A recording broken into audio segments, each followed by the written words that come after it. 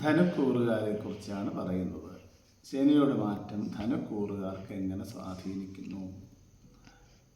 മൂലവും പുരാടവും ഉത്രാടത്തിൻ്റെ കാൽഭാഗവും ചേർന്ന ധനുക്കൂറുകാരെ സംബന്ധിച്ച് പറഞ്ഞാൽ ധൈര്യവും ബഹുമാന്യതയും ആരോഗ്യവും ഉത്സാഹവും സാമർഥ്യവുമൊക്കെ ഉള്ള ആൾക്കാരാണ് ധനുക്കൂറുകാർ.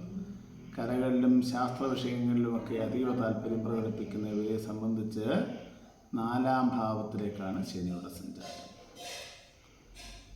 4-ാം ഭാവം എന്ന് പറഞ്ഞാൽ മാതാ സുവർമാതുരഭാഗിനേയോ ക്ഷേത്രം സുഖം വാഹനം ആസനം ച ലാളിത്യമഞ്ച ശയനഞ്ച വൃത്തി പശുവാധികം ജന്മഗൃഹം ചതുർത്ഥാൽ. 4-ാം ഭാവം ഗൃഹസ്ഥാനമാണ്. 4-ാം ഭാവത്തിൽ പാവഗ്രഹങ്ങളൊക്കെ നിൽക്കുന്ന കാലഘട്ടത്തിൽ ഗൃഹനിർമ്മാണ കാര്യങ്ങളൊക്കെ നടത്തുമ്പോൾ വളരെ സൂക്ഷിക്കണം. വാഹനം കൈകാര്യം ചെയ്യുന്നവർ അതീവ സൂക്ഷ്മതയോടെ വേണം കൈകാര്യം ചെയ്യുവാൻ.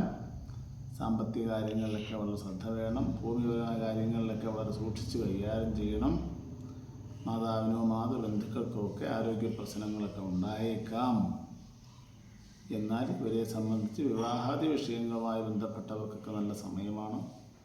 വിദേശത്ത് പോവുക, ജോലി ലഭിക്കുക, പുതിയ പ്രസ്ഥാനങ്ങളൊക്കെ ആരംഭിക്കുക, കലാശാസ്ത്ര വിഷയവുമായി ബന്ധപ്പെട്ട് പ്രവർത്തിക്കുന്നവർക്കൊക്കെ നല്ല സമയമാണ്.